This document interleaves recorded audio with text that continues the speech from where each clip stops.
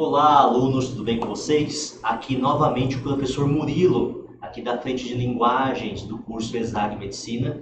De novo, porque já estive com vocês aqui em um momento anterior, participando desse projeto super legal aqui, que é o Enem para Todos. E eu estou aqui de novo para passar mais informações para vocês, para mais uma aula, onde eu vou discutir com vocês algumas questões relacionadas a gêneros textuais, seus links ali com outros temas, como por exemplo a gramática no Enem e até algumas técnicas para resolução de exercícios. Antes de mais nada, antes de eu começar essa aula, queria pedir para vocês, tá ali no cantinho direito, sigam o ESAG no Instagram, nas redes sociais, ali, @ESAGMedicina, sigam no Instagram, porque volta e meia estamos postando coisas lá sobre possíveis aulas extras, dicas importantes para vestibular, entre outras informações relevantes para vocês aí que são estudantes. Outra coisa importante, você já está aqui, se você está vendo essa aula, você está aqui na TV ESAG, Siga a TV ESAG, Deixa o like aí, se inscreve no canal, que nem dizem os youtubers, aciona o sininho para ficar sabendo de coisas novas, Aqui na própria TV ESAG existe o link para você acessar as outras aulas do Enem para Todos, caso você esteja chegando agora e não viu nenhuma antes, está vendo a minha primeiro. Então aqui no próprio TV ESAG tem um link para você acessar essas outras aulas que fazem parte do projeto. E também você tem no próprio TV ESAG acesso a muitas e muitas outras aulas que foram gravadas em momentos anteriores, aulas mais curtas, com dicas importantes de conteúdos relevantes do vestibular. Outra informação importante, toda a linha que nós fazemos aqui no Enem para Todos tem um materialzinho com exercícios, inclusive alguns exercícios que eu vou fazer com vocês hoje.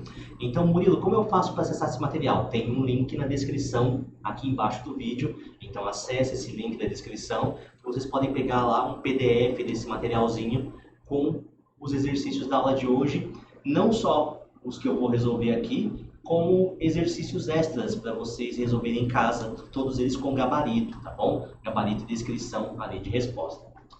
Bem, o seguinte, vamos para a nossa aula, Do que eu quero conversar com vocês hoje?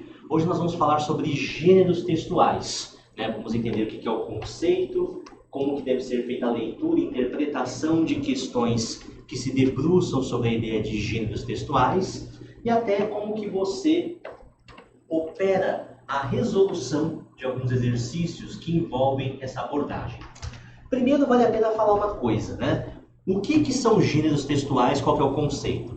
Bem, para a gente entender gêneros textuais, tem que, em alguma medida, entender uma coisa anterior a isso, que é a questão das funções da linguagem. Deixa eu colocar aqui nesse cantinho. E aí eu mostro para vocês qual que é o detalhe. Inclusive, existe uma aula do Enem para Todos, que fui eu que fiz essa aula há um tempinho atrás, em que lá eu discuto com vocês detalhadamente quais são as funções da linguagem e o quanto elas são importantes para as provas de vocês, especialmente no Enem. Murilo, por que eu tenho que entender funções da linguagem antes? Você acha que eu devo voltar naquele vídeo que você fez? Não precisa. Vem comigo aqui que eu vou te lembrar das coisas. As funções da linguagem é uma teoria que foi criada por um linguista russo, chamado Roman Jakobson. E o Jakobson, quando fundamentou essa teoria dele, ele colocou em prática 6 funções linguísticas que dariam conta de explicar todo e qualquer processo comunicativo que nós temos em qualquer idioma, É uma teoria bastante ousada, para não dizer outra coisa, porque com 6 itens ele disse que nós seríamos capazes, de entender todo e qualquer processo comunicativo em qualquer idioma, Não é só em língua portuguesa.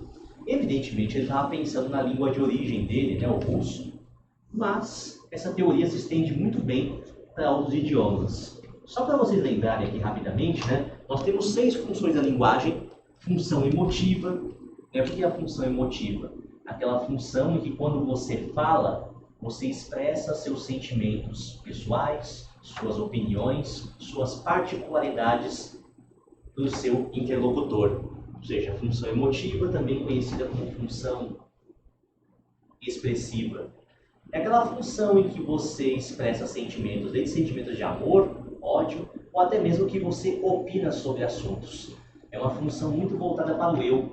Eu quero, eu não quero, eu gosto, eu não gosto, eu concordo, eu discordo. Também temos a função apelativa, que também é conhecida como função conativa, que é aquela função que quando a pessoa fala, ao invés de expressar os próprios sentimentos, ela tenta mexer com os sentimentos do ouvinte, né? A ideia de conação está ligada à ideia de você mudar o comportamento de alguém. É como se você tentasse o tempo todo persuadir o seu ouvinte. Vem comigo, vamos lá, olha lá, vai ser interessante, isso é legal. Mas você tenta convencer a pessoa com quem você está conversando a fazer alguma coisa. Também o Jacobson percebeu que existe uma função que se chama função referencial.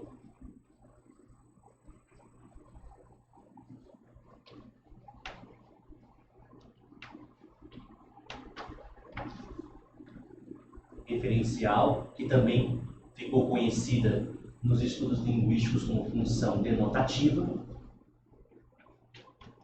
Lembra, a função referencial é aquela função em que você descreve informações que estão no mundo ao seu redor.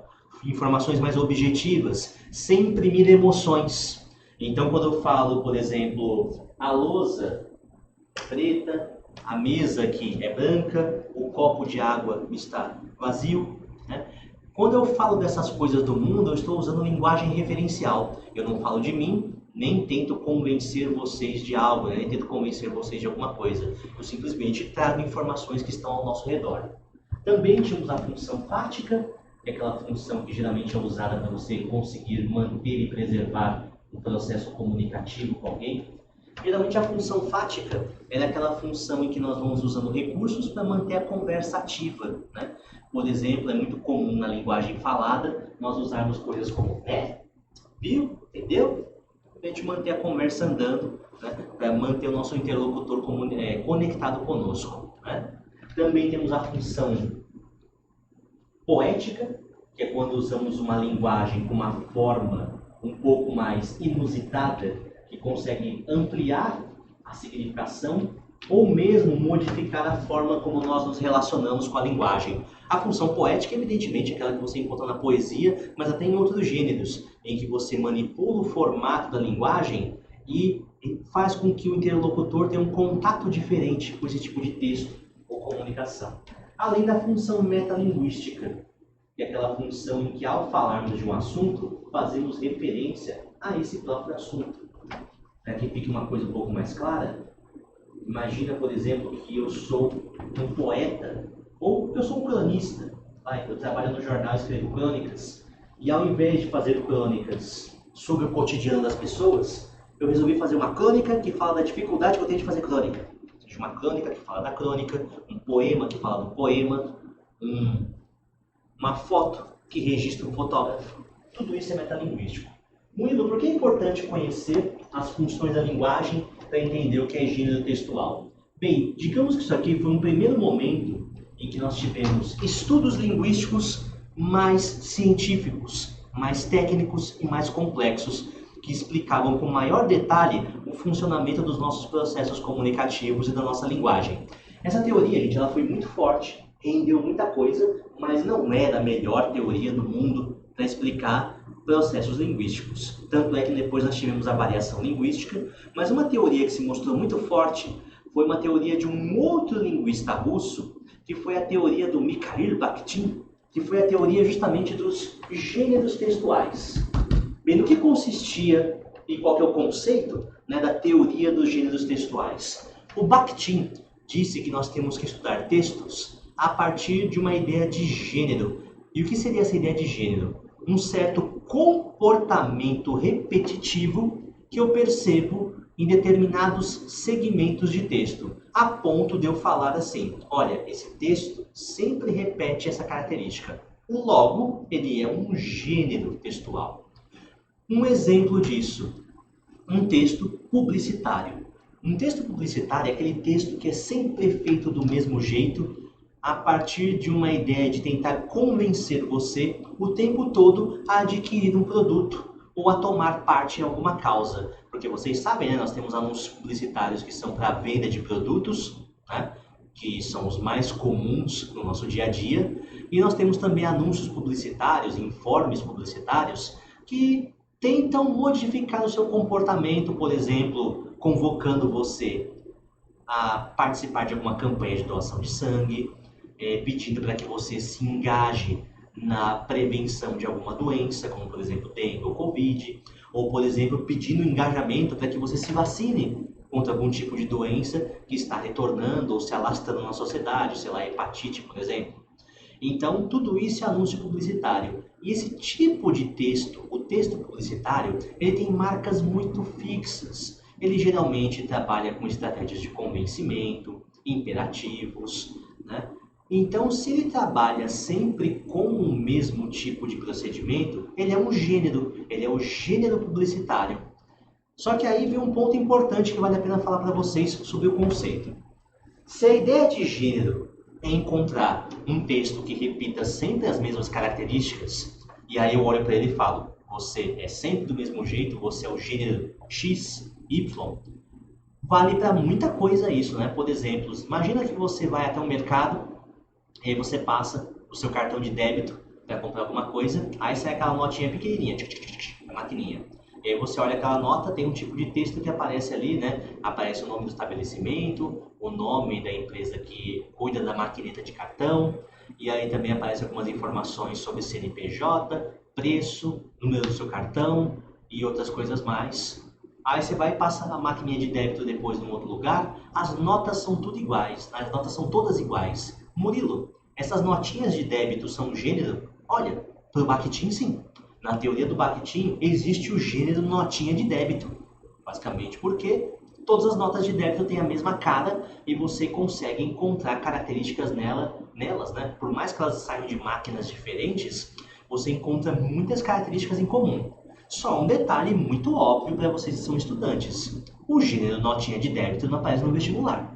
O vestibular se interessa por gêneros bem mais específicos, bem mais interessantes, né? Por exemplo, numa prova de vestibular, quais são os gêneros que você vai encontrar, os gêneros textuais que você vai encontrar com frequência? Você vai encontrar com frequência, por exemplo, você vai encontrar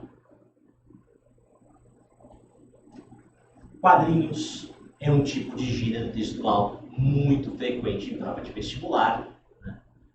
Os quadrinhos e todos os derivados de banda desenhada que a gente chama, né? Que são os quadrinhos, as tirinhas, as charges, os cartoons, né? São gêneros que interessam muito ao vestibular, que são gêneros muito comunicativos. Por exemplo, os textos publicitários, que eu falei para vocês. O Enem adora texto publicitário, pelo menos uma vez por ano, no mínimo, uma questão de texto publicitário aparece na prova do Enem. E tendo em vista que é uma prova de 40 questões, um tipo de gênero que aparece todo ano vale a pena ser estudado, porque ele geralmente aparece em questões de nível fácil ou médio que vale a pena você acertar, que são essas questões de nível fácil e médio que melhoram o seu desempenho na prova. Texto jornalístico. O Enem adora texto de jornal. Cuidado, gente, publicidade é propaganda. Jornalístico são aqueles textos tipo artigo de opinião, editorial, notícia, reportagem, carta do leitor. Então o Enem adora texto jornalístico. O Enem curte pra caramba também um texto de divulgação científica. Isso aqui empesteia a prova do Enem, né? O que é um texto de divulgação científica, né? Aqueles textos em que você tem um texto que informa o leitor a respeito de novos elementos que são criações ou pesquisas científicas, mas que você cria um texto mais simples para que esse texto mais simples informe e divulgue esse dado, essa pesquisa científica de forma mais prática e rápida com o leitor. Então, basicamente, qual é o detalhe importante? Existia uma teoria que era muito forte, Essa teoria foi, digamos, vencida pela teoria dos gêneros textuais, pois ela se mostrava mais eficaz para a gente estudar os gêneros. E tem alguns gêneros que são gêneros preferidos pelo vestibular, especialmente pelo Enem, que é o nosso foco aqui. Só que aí vem um ponto também altamente relevante, que é o que, gente? Murilo, a teoria do nosso amigo aqui, do Jacobson, morreu? Jamais, né? A teoria do Jacobson não morreu. Basicamente, a teoria do nosso amigo aqui, o Bakhtin, dos gêneros textuais, ela só pode existir porque ela se alimenta dessa teoria do Jacobson das funções da linguagem. Para que vocês possam entender melhor, imagine aqui comigo novamente o texto publicitário. Se o texto publicitário ele é um texto que é construído para convencer e persuadir o leitor, ele vai ser um texto que é sustentado pela função apelativa ou nativa, pois existe uma função na linguagem que é para convencer o leitor de alguma coisa. Ou, por exemplo, um texto de divulgação científica. Bem, se ele é um texto para divulgar informações que são científicas, de maneira mais séria e objetiva, os resultados de uma pesquisa, ele vai ser um texto que se alimenta de função referencial, né? Também conhecido como função denotativa. Então é muito comum que os textos de divulgação científica se alimentem dessa função aqui. Resumo da ópera. Essa teoria dos gêneros, ela só existe porque ela se sustenta em funções da linguagem. Murilo, você está dizendo que para entender melhor a prova do Enem e os gêneros, eu preciso estudar isso bem? Sim. Sem estudo de funções da linguagem, você não consegue ter um bom desempenho, um desempenho satisfatório na prova de português, especialmente nos processos de interpretação. Porque o Enem, gente, nada mais é do que uma prova formada por vários tipos de textos diferentes. Qual que é o maior equívoco que as pessoas cometem durante a prova? Muitas vezes você senta para fazer a prova do Enem, e é uma prova bastante extensa, você sabe, tem 40 questões, e geralmente você abre aquela prova e você faz o quê? Você começa a ler texto, e aí você lê texto e fala, bem, deixa eu tentar resolver aqui isso que eu li, sem refletir sobre o tipo de texto que você está lendo. É muito importante, gente, que você faça isso. O texto que eu estou lendo saiu da onde? Esse texto é um quadrinho? Esse texto é uma publicidade? Esse texto foi arrancado de um jornal? Esse texto foi arrancado de uma revista científica? Esse texto é literário? É literário prosa? É literário poesia? É literário crônica? É muito importante você saber o que você está lendo, pois se você não souber o que você está lendo, você vai ter dificuldade para eliminar determinadas respostas no Enem. Nós sabemos que um dos grandes dramas do vestibulando contemporâneo no Enem é que o Enem é uma prova que, pelo menos daquelas 40 questões de português que você vai fazer, umas 28, que correspondem ali mais ou menos à quantidade de questões médias e difíceis, vão colocar você numa certa aporia, né, que a gente chama, né? Que é o quê? Você vai ficar entre duas respostas que, num primeiro momento de leitura, parecem realmente muito plausíveis de serem as respostas corretas. E Murilo, o que vai me ajudar a resolver, a afunilar a minha pesquisa ali na prova, para que eu consiga direcionar minha resposta para aquela questão realmente que vai ser o gabarito da prova? Uma das coisas que ajuda você a eliminar equívocos na sua questão é conhecer justamente funções e detalhes sobre os gêneros textuais. Sem isso fica bem difícil. Em alguma medida, o que favorece a sua leitura e interpretação, as suas técnicas de leitura e interpretação, vão ser esses processos ligados aos gêneros textuais. Além disso, Murilo, há mais coisas? Vamos conversar mais sobre também alguns detalhes e encaminhamentos que você precisa levar adiante para melhorar os seus processos interpretativos. Eu vou apagar aqui essa lousa e vou avançar com outras coisinhas aqui.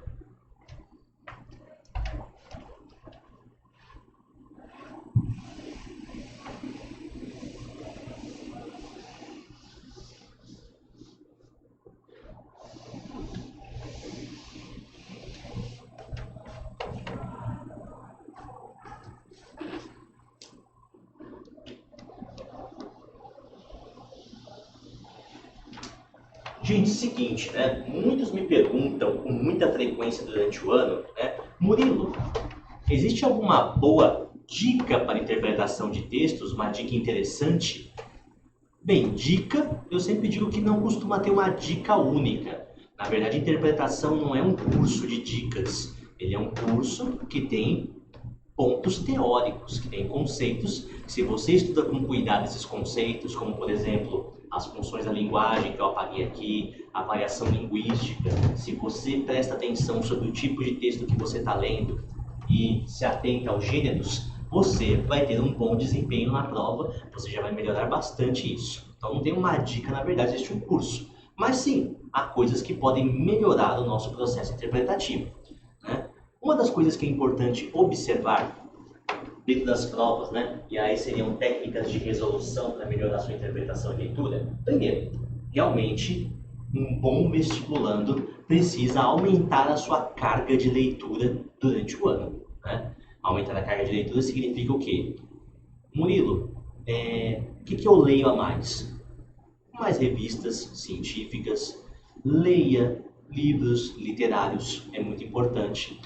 Por exemplo, vestibulandos que, além do Enem, vão prestar provas em que existe lista de leitura obrigatória de determinados livros, é importante que você faça essas leituras, pois essas leituras melhoram e, digamos, potencializam o seu processo não só de leitura, mas de apreensão de informações dentro de textos, principalmente textos do Enem, que são fragmentados, são textos pequenos. Murilo, eu não tenho nenhuma lista de vestibular e eu pretendo prestar só o Enem. Faça provas anteriores e faça provas anteriores resolvendo os exercícios e corrigindo esses exercícios com calma, olhando alternativa por alternativa e tentando verificar se o que você errou por falta de atenção e se o que você acertou, você não acertou por de repente sorte. Confira as outras respostas, mesmo das questões que você acerta, porque você precisa ter certeza que a escolha que você fez de eliminação de alternativas foi uma escolha adequada. Isso é muito importante para o seu desempenho. Além disso, uma coisa que eu sempre converso com os alunos, né? Fiquem atentos no que diz respeito à técnica de interpretação. Primeira coisa,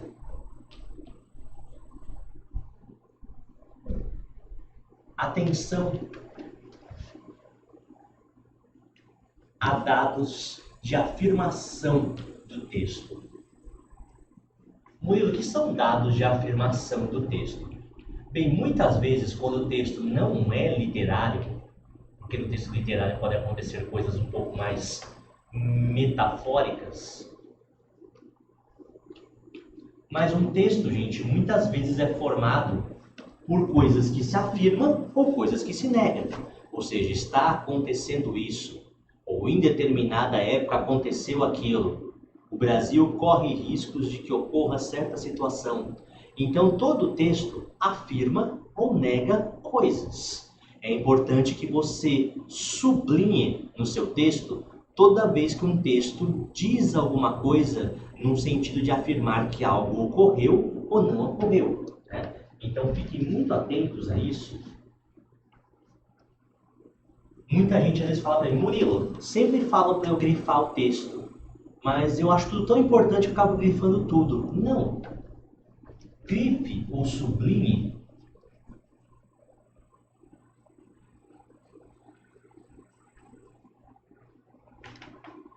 coisas que foram afirmadas. Dados que foram confirmados. Isso aconteceu? Isso não aconteceu? Né? Não importa se para o sim ou para o não. Isso também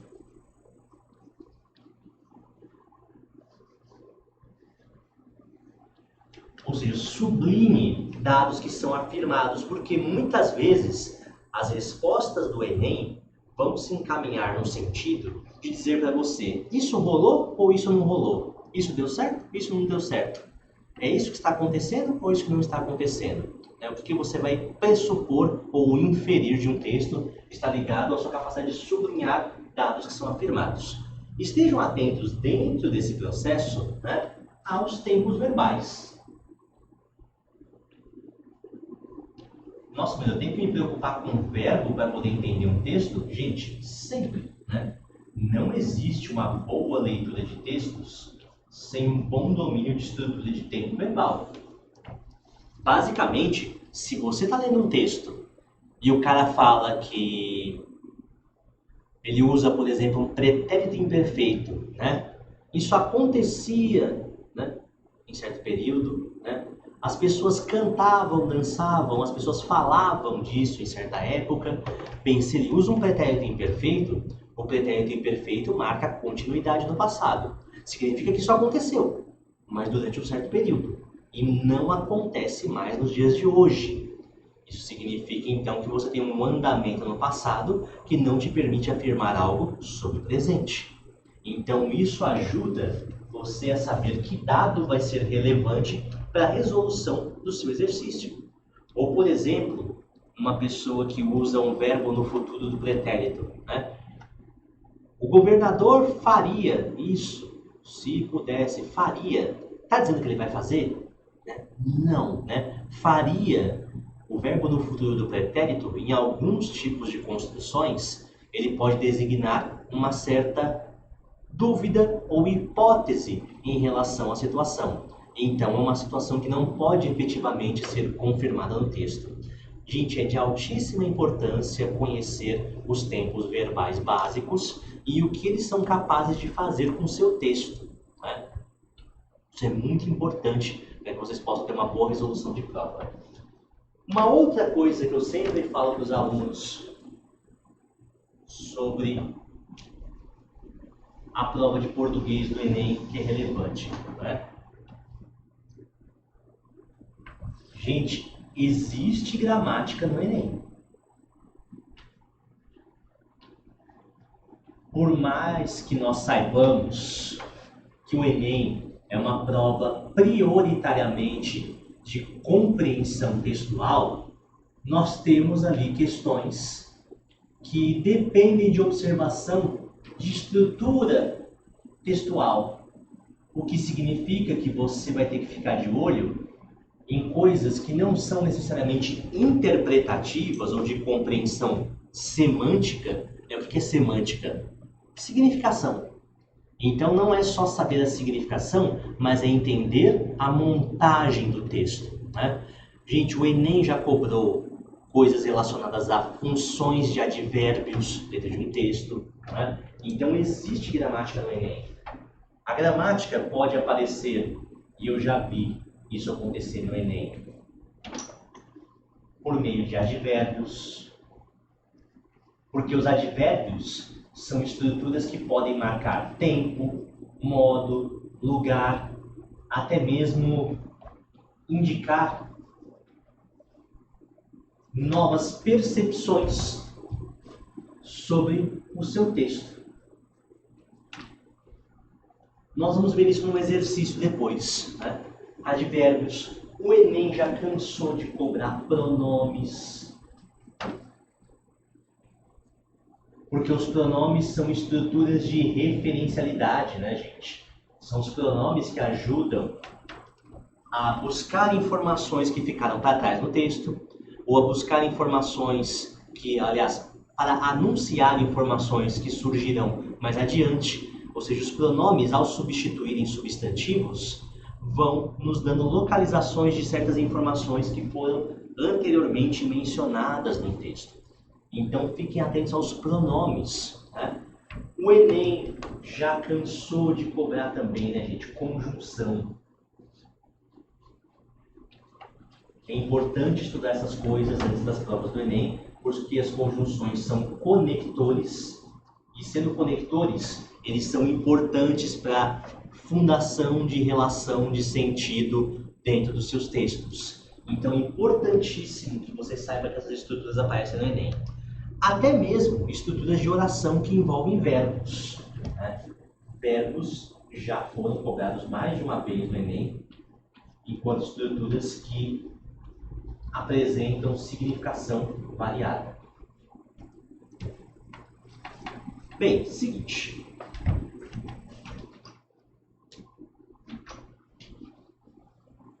Temos ainda um outro dado que eu quero discutir com vocês, que é o seguinte. Deixa eu colocar aqui. Atenção, gente, à temporalidade dos textos.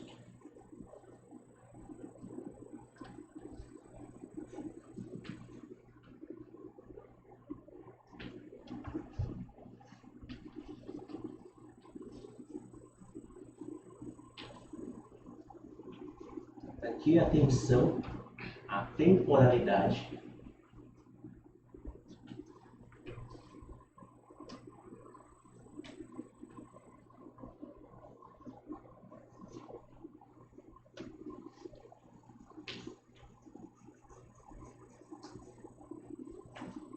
dos textos. Murilo, o que é temporalidade dos textos? Tem a ver com verbo? Menos. Embora também verbos trabalhem com a ideia de tempo, aqui eu quero conversar sobre uma coisa que é uma técnica de interpretação. Afinal, a ideia é dar para vocês algumas técnicas de resolução, coisas que podem ajudar vocês a resolverem questões de forma um pouco mais precisa. Uma coisa que pouca gente sabe, e vale a pena comentar, é que mesmo num fragmento de texto muito pequeno, existe uma temporalidade.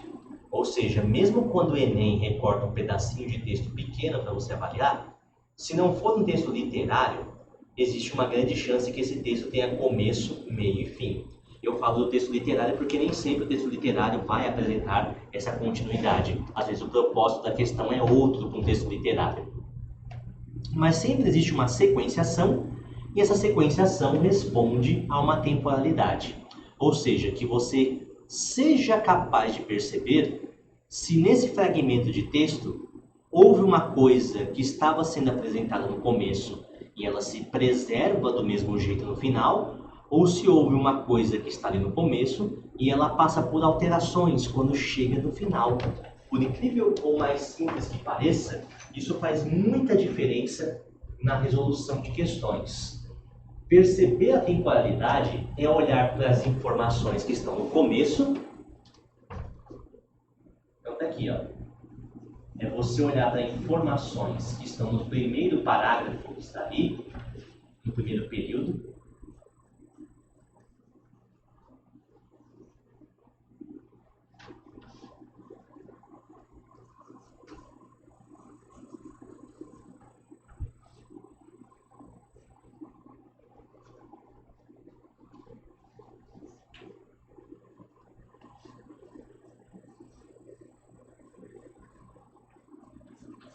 Aqui, informações no começo do texto e reparar se essas informações no começo do texto elas são mais adiante preservadas ou se elas são alteradas. Aqui, ó.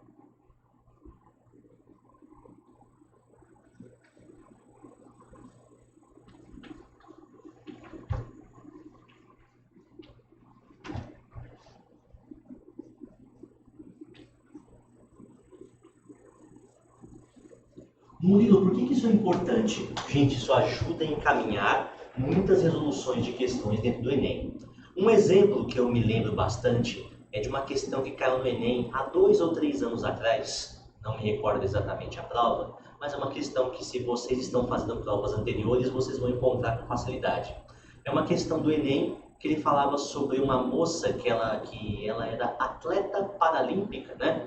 E ela era uma moça cega, e que ela contava, no primeiro fragmento do texto, a respeito da dificuldade que ela tinha para empreender os seus treinamentos no começo da sua carreira. Porque quando ela começou, ela era uma atleta de corridas curtas, de 100 e 200 metros, uma corrida de atletismo.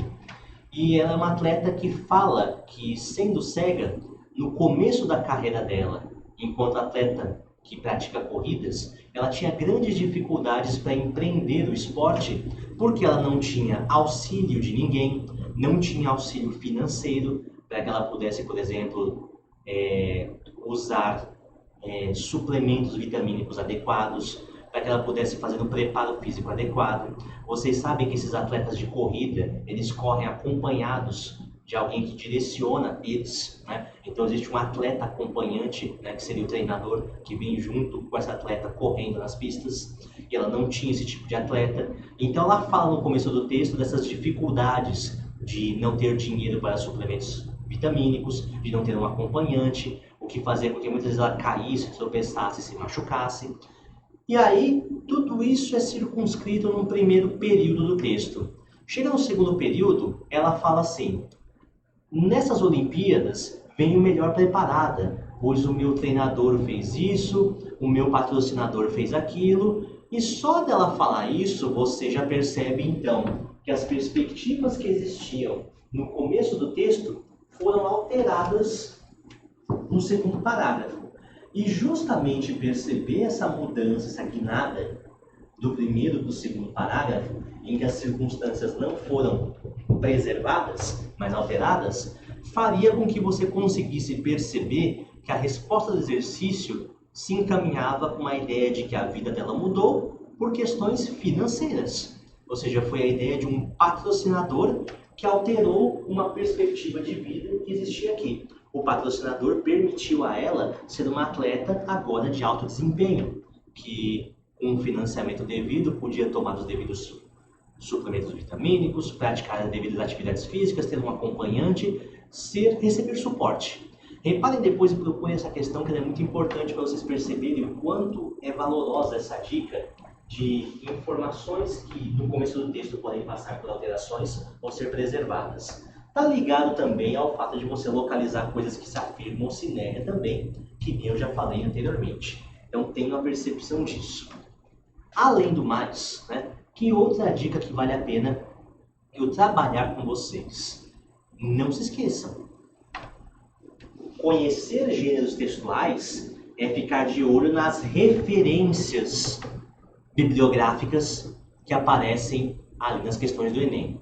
Vamos já combinar uma coisa que é importante. Numa prova de português do Enem, acho que muitos professores também falam isso para outras provas de outras modalidades, especialmente de linguagens, códigos e de ciências humanas, que se recomenda que o aluno leia primeiramente o enunciado antes de ler o texto.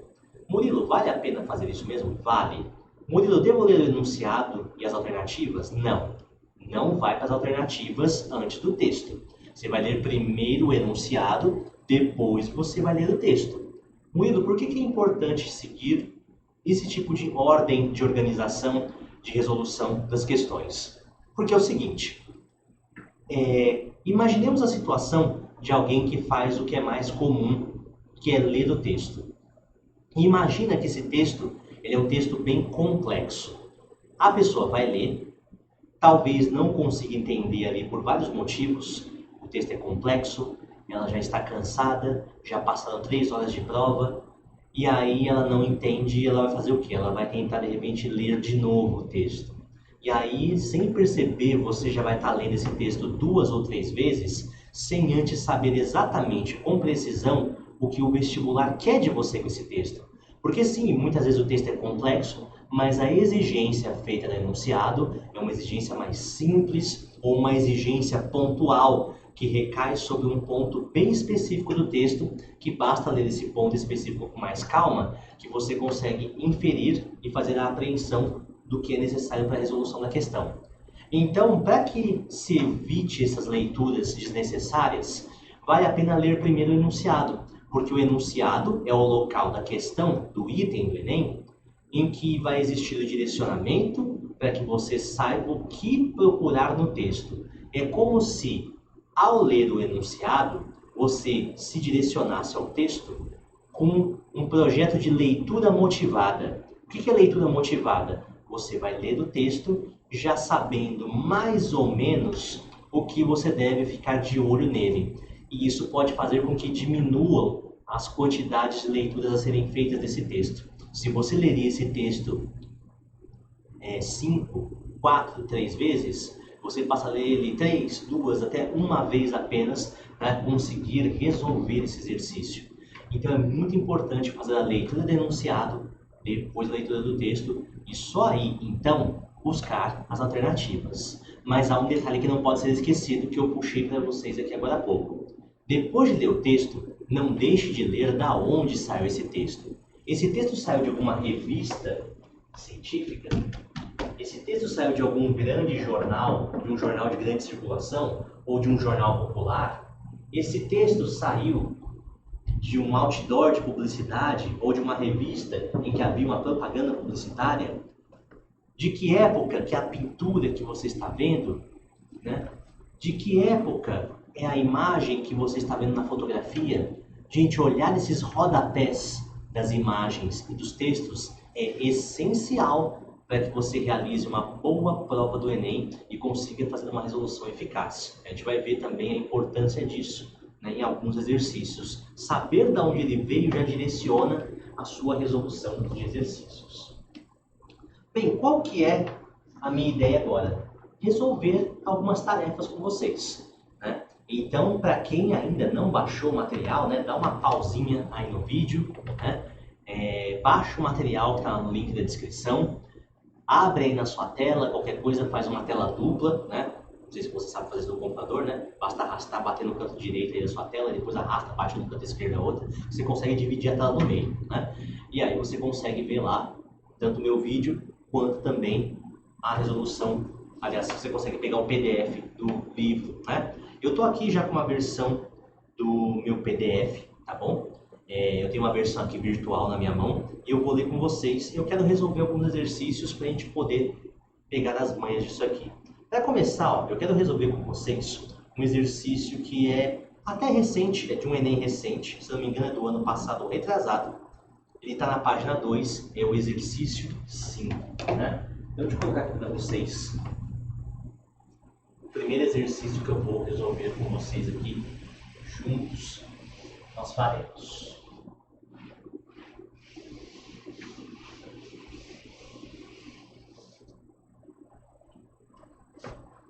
Então, farei com vocês, primeiramente, o exercício de número 5.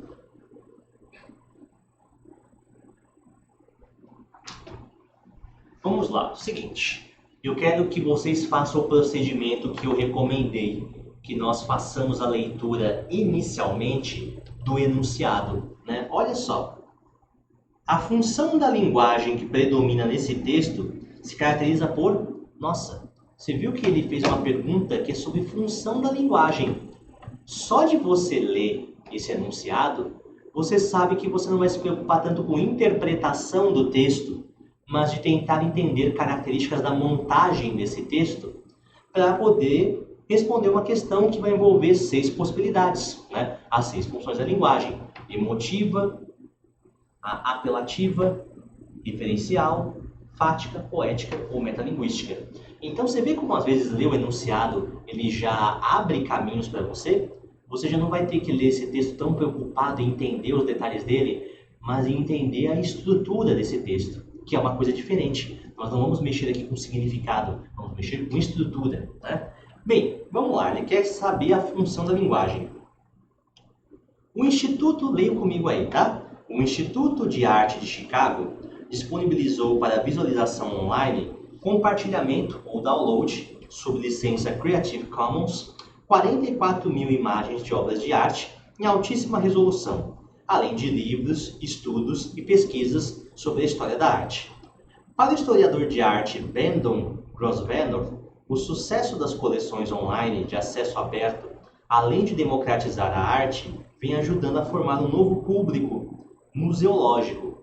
Grosvenor acredita que quanto mais pessoas forem expostas à arte online, mais visitas pessoais acontecerão nos museus.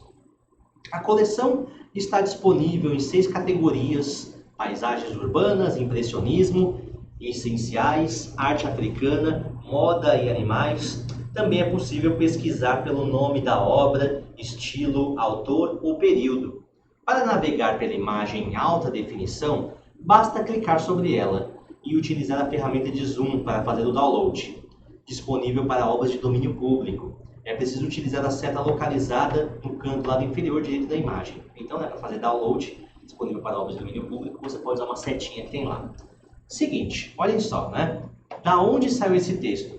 disponível em www.revistabula.com, né? Então é uma revista, né, que é uma revista que está trazendo, digamos assim, uma pequena notícia sobre uma coisa bastante interessante. Então um local, né, o Instituto de Arte de Chicago, resolveu transferir algumas de suas obras para o espaço, né, para o espaço virtual, para que as pessoas possam, né, olhar essas obras no espaço virtual e, quem sabe, manifestar um interesse mais ativo de começar a ser uma pessoa que também vá ao museu olhar essa obra lá no local. E aí o que acontece, gente? Se isso aqui é uma notícia que saiu de uma revista de internet, a notícia por si só, ela já é um gênero, por exemplo, que tem características, né? Primeiro, é um gênero jornalístico, isso é muito importante, é uma revista daqui, né? Revista Bula. Então ele é jornalístico e parece ser uma pequena notícia que traz informações bem organizadas, com começo, meio e fim, pautadas por uma estrutura que é muito comum à notícia. É o que aconteceu, como aconteceu, quando aconteceu, por que aconteceu, né? Então o que aconteceu? Um instituto famoso de artes nos Estados Unidos divulgou suas obras, né? Quando? Bem, na data ali que foi informado na revista, né? Por quê? Bem, de acordo com eles, divulgar isso amplia o interesse das pessoas por arte, né? Quem que fez isso? Tem alguma pessoa em particular? Não, é o museu. Então, você percebe que é uma notícia bem padrão, e a notícia, gente, ela funciona por linguagem referencial, né? Basicamente, os textos jornalísticos de notícia e reportagem são referenciais. Já os artigos de opinião e editoriais são mais argumentativos. Esse aqui é uma notícia. Se é referencial, nós temos que saber a teoria também. A função referencial, ela informa as pessoas a respeito de coisas que estão no mundo, né? Vamos ver lá as alternativas? Olha só. A é uma função que se caracteriza por evidenciar a subjetividade da reportagem com base na fala do historiador de arte. Repare, gente, que não é. A reportagem não trata da subjetividade de ninguém. Não é função emotiva ou expressiva. Repare que essa é uma questão de funções da linguagem em que o Enem não coloca o nome das funções. B. Convencer o leitor a fazer o acesso online, levando-o a conhecer obras de arte. Gente, não é um texto para persuadir, é um texto para informar. Não é função apelativa, não é essa a função da notícia. C. Informar sobre o acesso às imagens por meio da descrição do modo como acessá-las. Sim, a ideia é informar sobre o acesso de imagens e como você fazer isso. A D, que está errada, estabelecer interlocução com o leitor, orientando-o a fazer o download das obras de arte. Esse negócio de estabelecer interlocução está ligado à função fática, a maneira como você conversa e mantém a conversa ativa com o leitor. E E, enaltecer a arte, buscando popularizá-la por meio da possibilidade de visualização online. Não se trata de enaltecer, se trata de informar.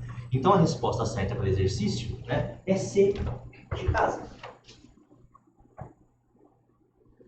Reparem que é um exercício que nós pegamos uma informação sobre funções da linguagem, localizamos no texto e localizamos a teoria da função da linguagem. Você vê como é importante? É um gênero textual, um gênero jornalístico, mas que é alimentado por uma função da linguagem, que é isso que o Enem trabalha com muita frequência nas suas provas, né? Vamos ver mais um exercício aqui que é importante. Eu quero fazer com vocês agora um outro exercício, que é o exercício 1.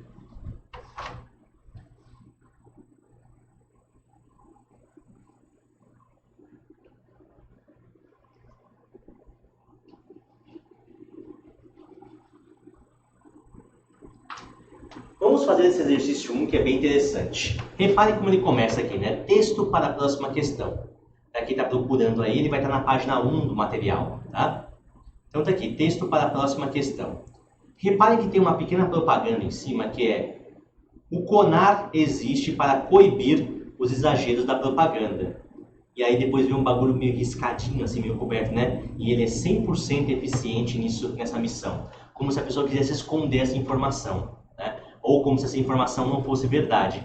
Então repara que é uma propaganda que fala do CONAR. Não sei se vocês sabem o que é CONAR, mas o CONAR é o órgão que regulamenta a publicidade e propaganda no Brasil, né? Então, se existe algum tipo de propaganda ou publicidade que seja agressiva, ofensiva ou abusiva, nós temos que nos reportar ao CONAR, que o CONAR vai fazer a investigação, levantamento e, se necessário, ele vai bloquear e impedir essa propaganda de continuar circulando. E aí reparem que ele fala que o CONAR existe para coibir exageros. E quando vem falar que ele é 100% eficiente, ele risca. Então, será que ele não é tão eficiente assim? Bem, vamos ler o texto, mas antes, vamos ler o enunciado. Estava esquecendo já, né? Vamos ler o enunciado aqui, olha só. O recurso gráfico utilizado no anúncio publicitário de disfarçar a potencial supressão do trecho de texto reforça a eficácia pretendida, revelada na estratégia de...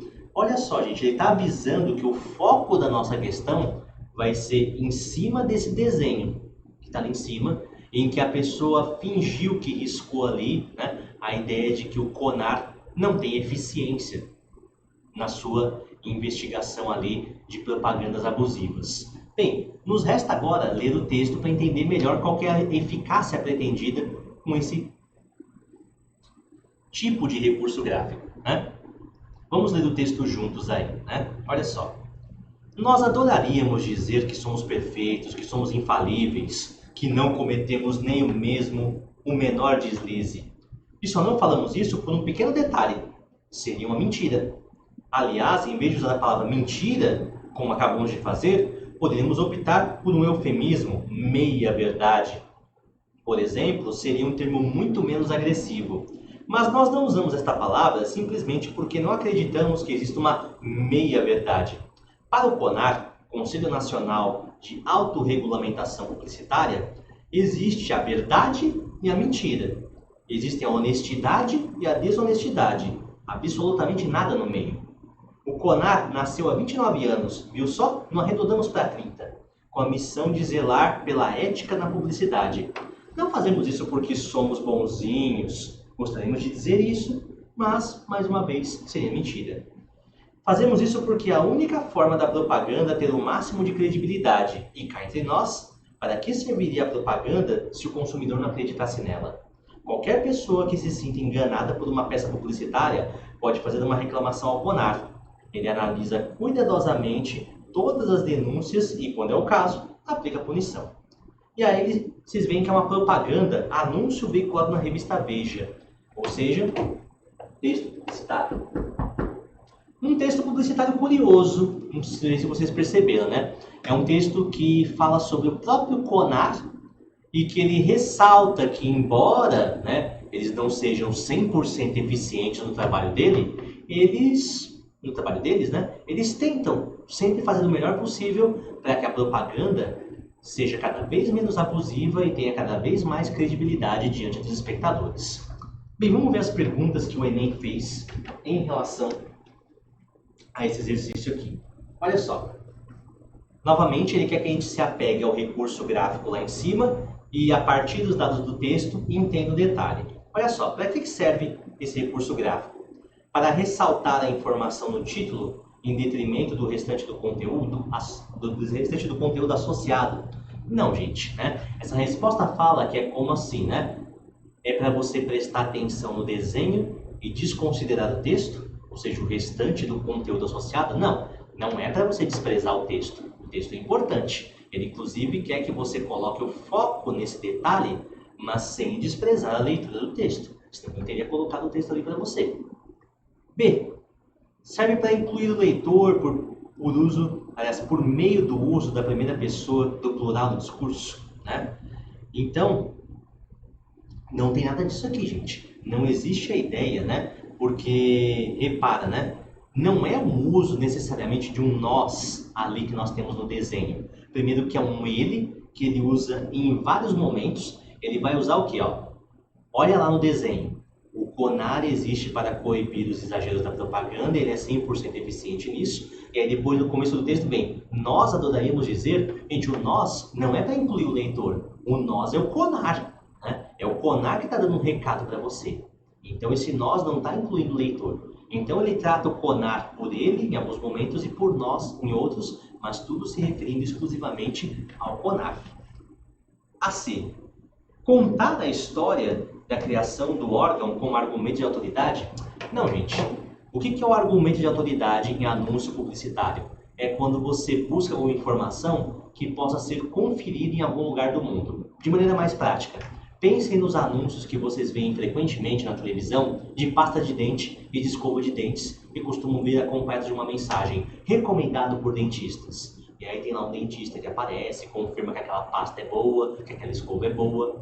Isso é um argumento de autoridade, é vir um especialista e confirmar dados a respeito de um produto. Aqui, gente, o CONAR, quando conta um pouco da sua história, não é para mostrar que ele é confiável, é para mostrar que ele vai tentar fazer o melhor possível por você. Né? Não é um argumento de autoridade para mostrar que o CONAR é assegurado por um especialista. Tá? D. Resposta correta é a D. Ele diz que aquela estratégia que está lá em cima é para subverter o fazer publicitário pelo uso de sua metalinguagem. Bem, vamos entender o seguinte. Murilo, pelo amor de Deus, o que é subverter o fazer publicitário por meio da metalinguagem? Primeiro, metalinguagem. O que eu falei para vocês que é metalinguagem? É um texto que discute o próprio texto. Por exemplo, eu sou um cronista e nas minhas crônicas eu costumo falar do cotidiano da sociedade. Só que hoje eu resolvi fazer uma crônica diferente. Eu vou fazer uma crônica que fala sobre a dificuldade que eu tenho de fazer crônica. Tem uma crônica que fala da crônica, é um gesto metalinguístico. Eu sou um poeta e adoro fazer poemas de amor. Só que hoje, ao invés de fazer poemas de amor, eu vou fazer um poema para falar da dificuldade que eu tenho de fazer poema. Poema que fala de poema, crônica que fala de crônica, tudo isso é metalinguagem. Vocês viram aqui que é um órgão que regulamenta a publicidade e propaganda, fazendo uma propaganda para discutir a propaganda. E aí ele também usa recursos de propaganda, ou seja, é uma metalinguagem sem fim. É um texto publicitário brincando com a ideia de publicidade. Tá, Murilo, isso deu para sacar. Mas por que ele subverte o fazer publicitário? Mas vocês sabem o que é subverter? Subverter é contrariar, né? Gente, o que é normal no anúncio publicitário? Isso é importante conhecer o gênero. Além de ser normal o sistema de persuasão do anúncio publicitário, todo texto publicitário elogia o produto. Alguém aqui por acaso já viu um anúncio assim? Skol, a cerveja que é uma porcaria. Né? Ou um anúncio que seja assim, sabão em pó Omo, não lava nada, é uma porcaria. Não existe propaganda que fala mal do próprio produto. E você reparou que essa propaganda eles estão falando um pouco mal deles mesmos? Olha só, o CONAR está aqui para cuidar da publicidade e propaganda, só que a gente é meio meia boca, hein? Né? Olha aqui, a gente não é 100% eficiente nisso. Então, por isso que ele subverte, ele contraria a propaganda. Porque o normal da propaganda é ser autoelogiosa, né? Elogiar o produto. E aqui eles estão falando, olha, a gente não vai ficar se elogiando aqui não, tá? A gente falha mesmo, a gente escorrega, a gente dá umas escorregadas, mas estamos aqui junto com vocês para ajudar a propaganda a ser uma coisa melhor. Então, por isso que a D é correta. Ele subverte o fazer publicitário através de um processo de metalinguagem, em que o publicitário discute o publicitário. A E está errada, tá? Impressionar o leitor pelo jogo de palavras. Não, jogo de palavras não é o que está em jogo aqui, tá? Bem, vamos fazer mais um exercício, né? Para a gente fechar aqui algumas ideiazinhas que nós temos aqui e também para fechar nossa aula, tá? É o seguinte. Aliás, talvez até para a gente fazer uns 2 exercícios aqui. Vamos ver. Eu quero fazer com vocês agora um outro que é bem interessante sobre estruturas de linguagem, que está ligado a isso aqui, ó, que eu falei para vocês. Existe gramática no Enem, tá? Vamos fazer o exercício número 6. Então, ó, o exercício 1, a resposta é D.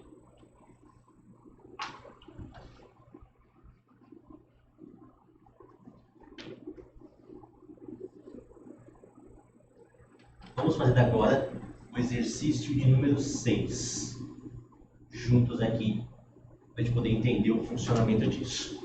Esse exercício 6 é bem recente também no Enem, ele tem o título aí Slow Food. Vamos ver aqui do que trata esse texto. Onde você vai ler o texto primeiro? Não, nem você, né?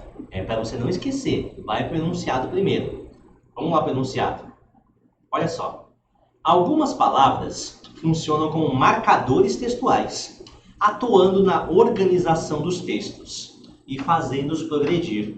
No segundo parágrafo desse texto, o marcador agora faz o quê? Olha, gente, isso aqui é questão de advérbio.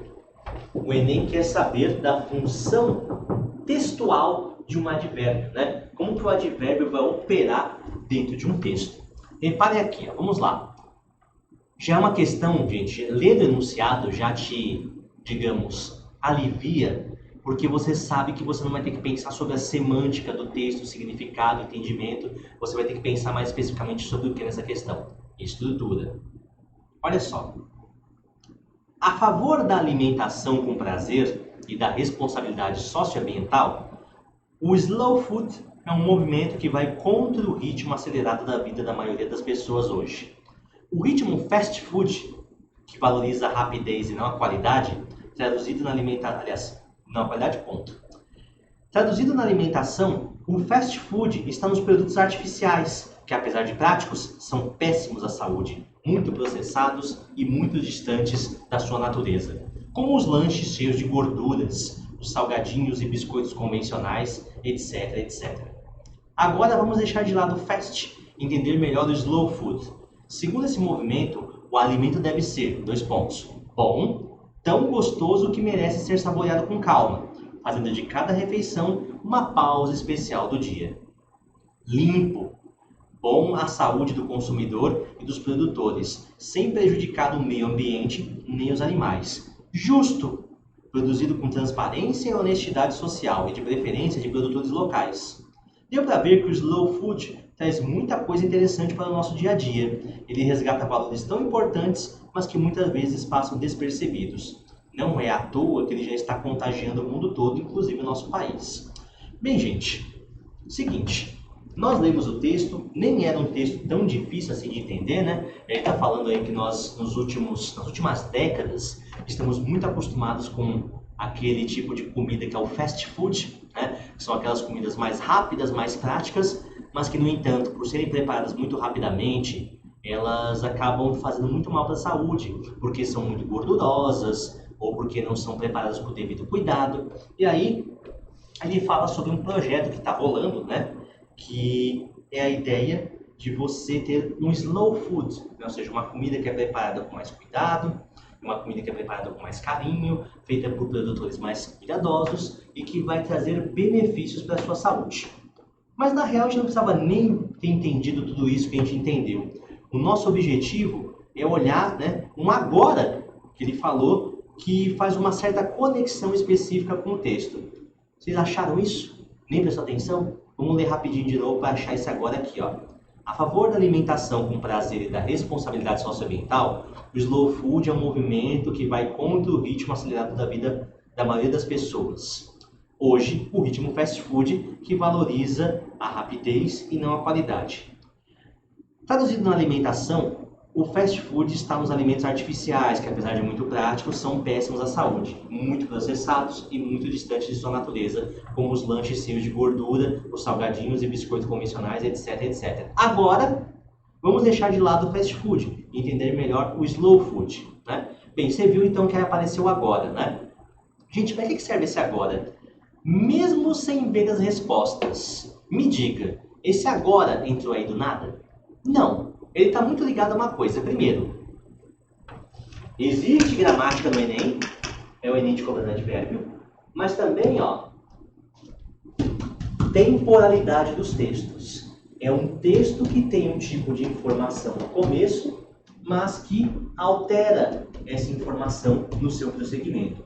É um texto que começa falando pra gente sobre o que é o fast food, e depois, agora, vamos conversar um pouquinho sobre o tal do slow food, que ninguém conhece. E é justamente essa função do agora. Ele promove uma nova entrada de informação dentro do seu texto. É ele que vai encaminhar a informação que vai ser alterada. Vamos ver as respostas? Para ver se a gente consegue chegar nisso. Então, ele quer saber a função do agora. Ele define o momento em que realiza-se, né, um fato descrito na frase. Não, né? Ele sinaliza a mudança de foco no tema que vinha sendo discutido, né? Não, gente, reparem uma coisa que é muito importante para vocês não perderem, né? Exercício bobo aí, né? Se vocês olharem, dá até para conferir. Cadê aqui? Deixa eu ver para vocês aqui no texto, né? Aliás, não, rápido. Aliás, deixa eu só conferir aqui uma coisa. Não, sim, é justamente isso. É a B, né? É a sinalização da mudança de foco, né? Porque o foco antes, né, ou seja, a informação que estava no começo do texto, era a informação sobre o fast food. E a informação que vai chegar aqui alterada é a informação sobre o slow food. Então, basicamente, sim, aqui é a mudança do foco do texto. O que você tem que tomar cuidado é com uma outra alternativa que eu vou falar aqui. Então, a B é a alternativa correta. Sinaliza a mudança de foco no tema que se vinha discutindo. A C você vai desprezar por quê?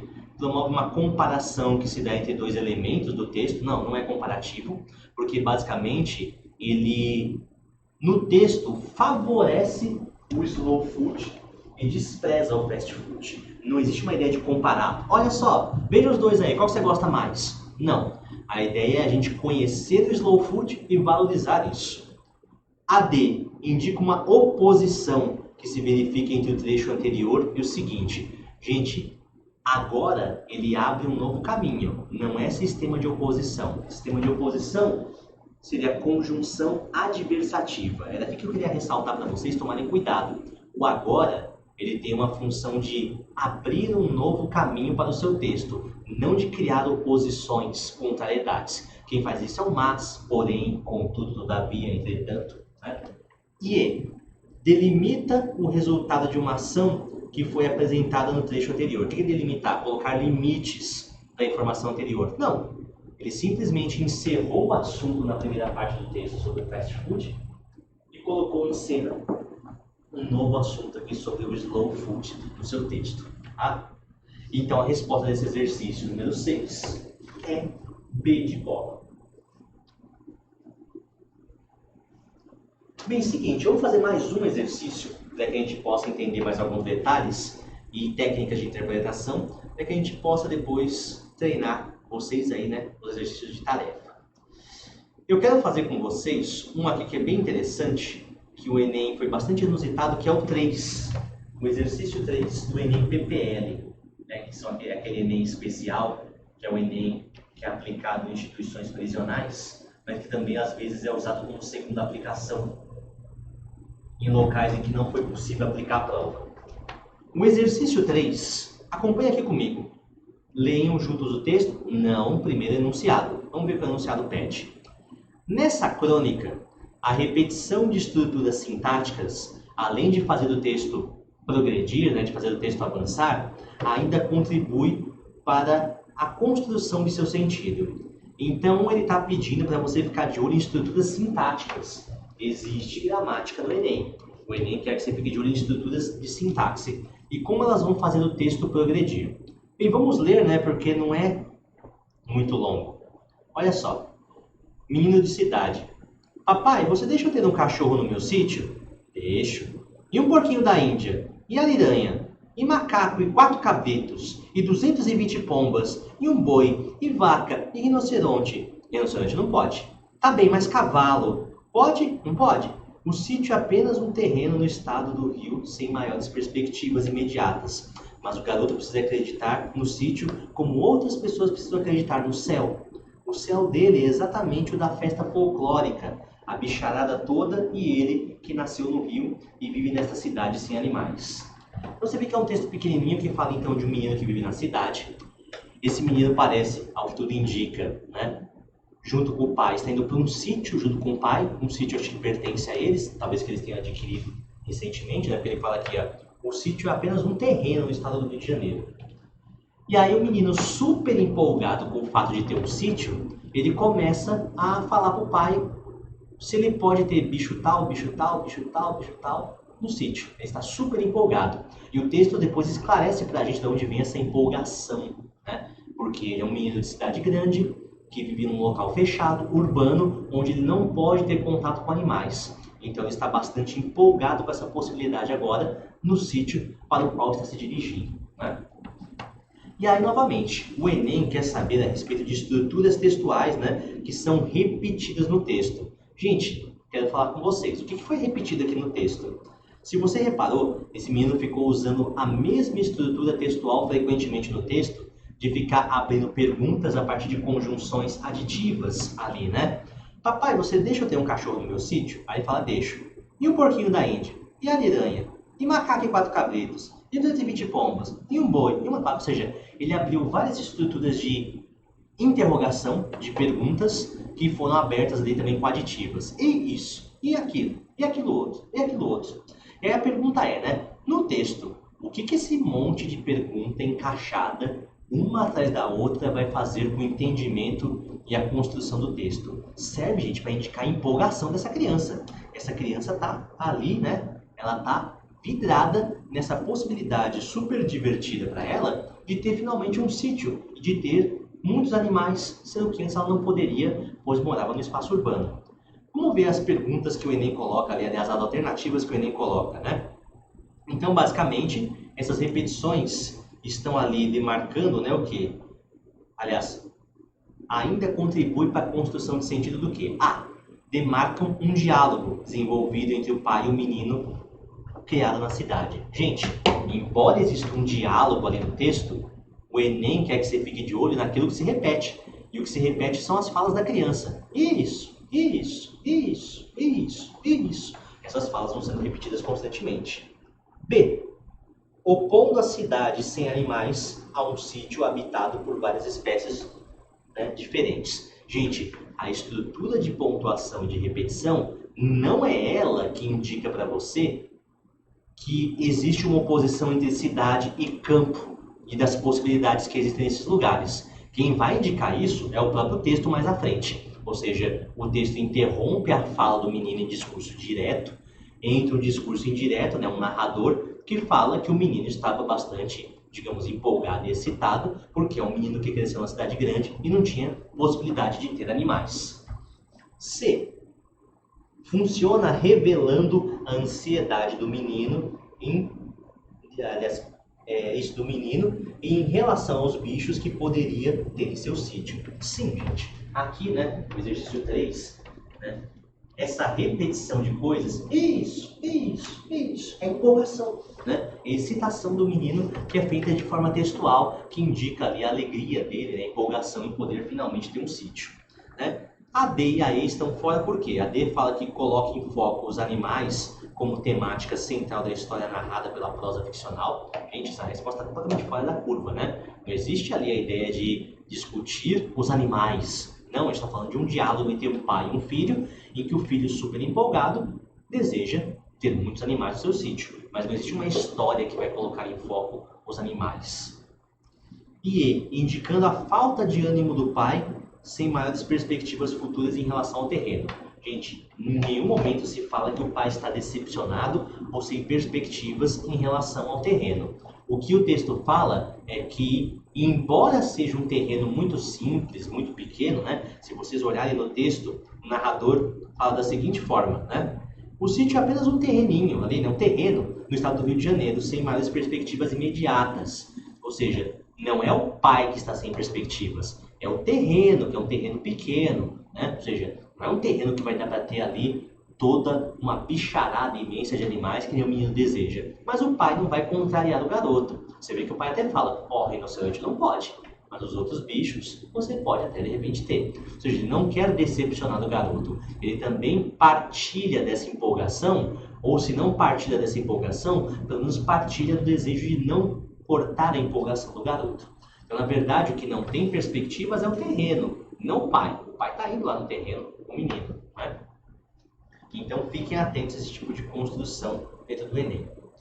Bem, gente, basicamente, essas são as ideias que eu queria passar para vocês hoje. Não se esqueçam, né? Então, gêneros textuais são tipos de texto que, quando você conhece, você melhora o seu processo interpretativo, que nem a gente viu no exercício, que trazia um texto jornalístico e que nos permitiu sacar a função referencial que tem dentro dele, porque é importante você saber que os gêneros estão atrelados a determinados gêneros textuais. Vimos isso no publicitário, lá do Bonar, ou até mesmo naquele jornalístico, que era a notícia, né?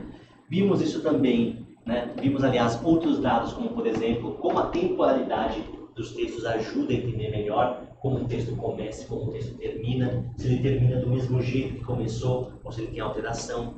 Não se esqueçam de sublinhar justamente isso, né, no texto, se os tempos verbais indicam que uma coisa foi mantida ou que uma coisa foi alterada. E também, gente, não se esqueçam, não subestimem os estudos de gramática. Embora o Enem seja uma prova que é prioritariamente de compreensão textual, ela também aborda a gramática para que a gramática seja um sustentáculo dos seus textos que você está lendo. Gente, muito obrigado pela atenção de vocês. Nos vemos numa próxima aula. Até um outro dia. Beijinhos.